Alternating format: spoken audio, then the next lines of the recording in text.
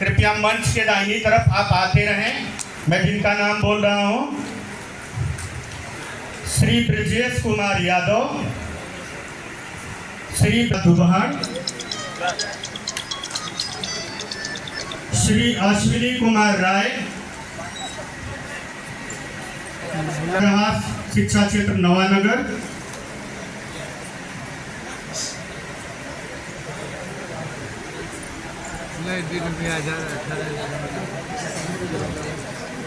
श्रीमती सुमन Chaturvedi, PS बघाव number 1 Bansdih, शिक्षा मित्र संघ जनपद इकाई बलिया, आदर्श शिक्षा मित्र वेलफेयर एसोसिएशन श्री जितेंद्र राजीय और उनके सहयोगी,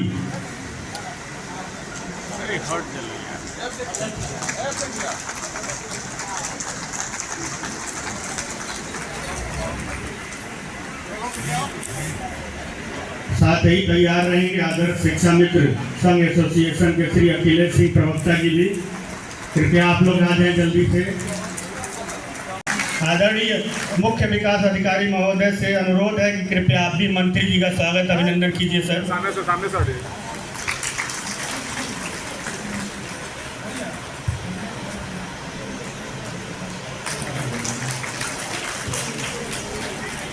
जोरदार तालियां बजनी चाहिए सम्मान अतिथि का, माननीय मंत्री जी का। जोरदार तालियां। बहुत स्वागत है, सम्मान है सर आपका।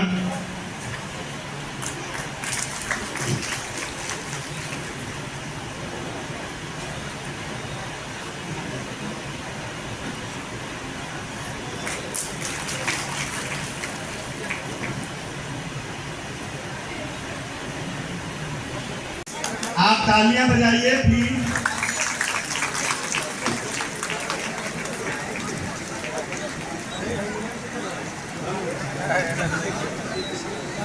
बहुत सुंदर, बहुत अच्छा। बात के में सम्मान के तौर पर जो है आज शिक्षा मित्र सम्मान समारोह का कार्यक्रम था। शिक्षा मित्रों को पहले जोगी जी ने 3,500 से 10,000 किया 17 में, आज जो है 10,000 से 18,000 रुपया उनके मानदेय को करने का काम किया है। उसी का चेक वितरण और उनका सम्मान समारोह। बात अगर चुनाव के परिणामों की जाए तो पश्चिम बंगाल सहित आसाम और पुडुचेरी में एनडीए ने कमाल किया है और एक सुनामी दिखाई दी।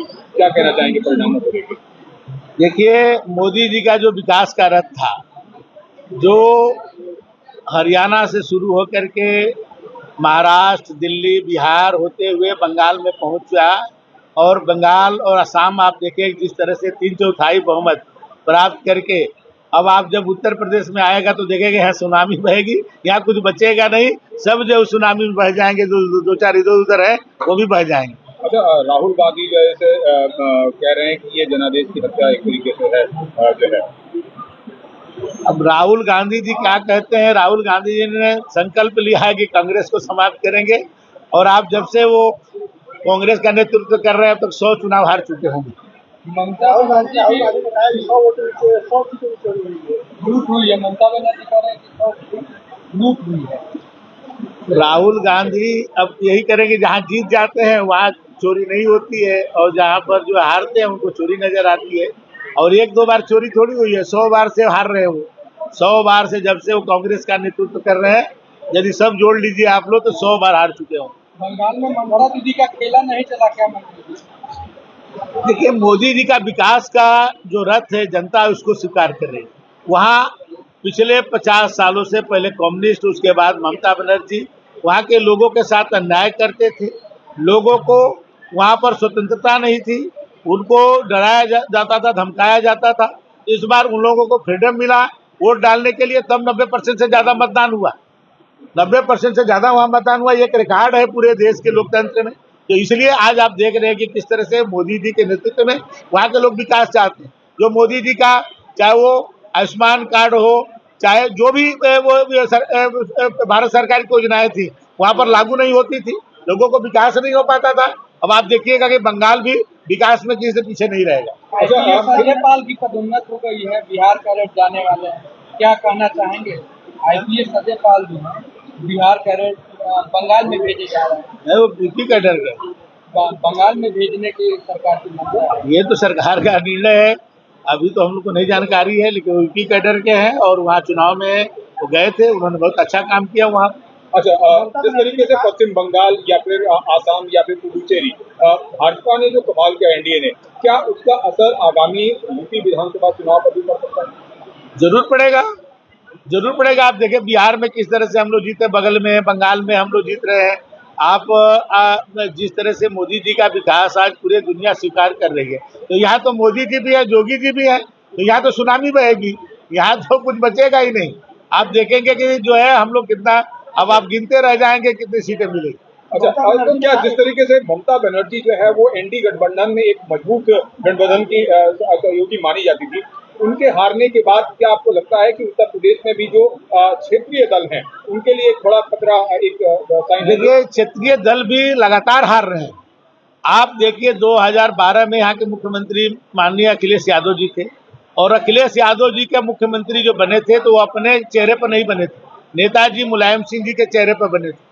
2014 में उन्हीं के नेतृत्व मुख्यमंत्री रहते चुनाव हुआ और 73 सीटें पाई भारतीय जनता पार्टी, 80 में से 73।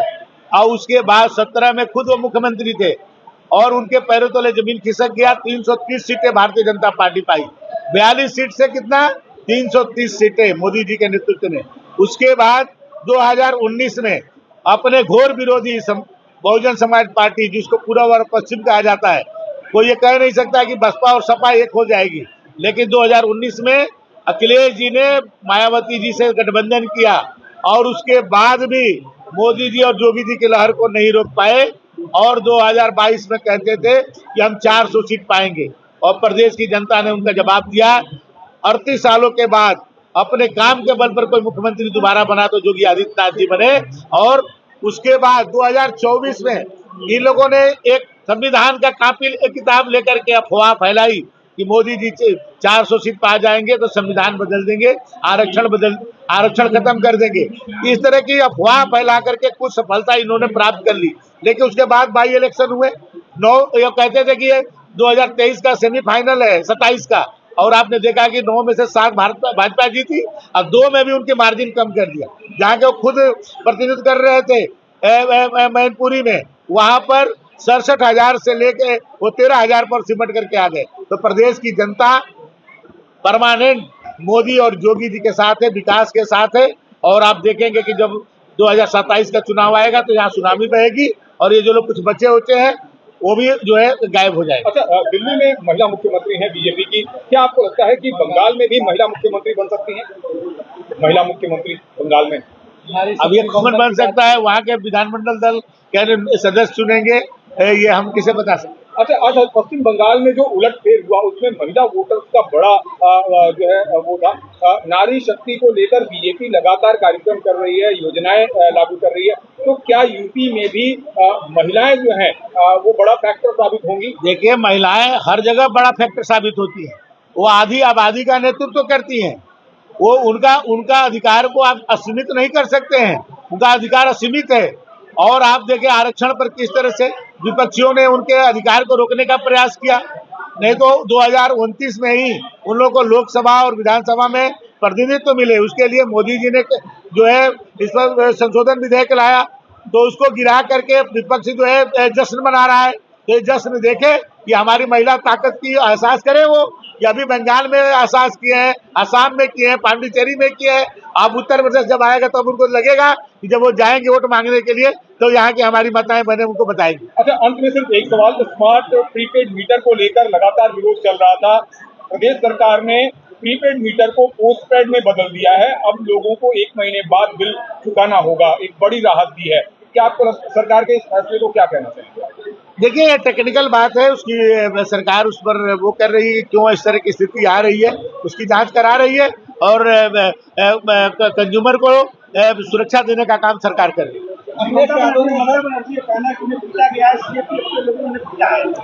ममता दीदी का बहुत सम्मान है, सभी लोग सम्मान करते हैं और चुनाव लड़ना अलग बात है, लेकिन उनके सम्मान में कोई कमी नहीं।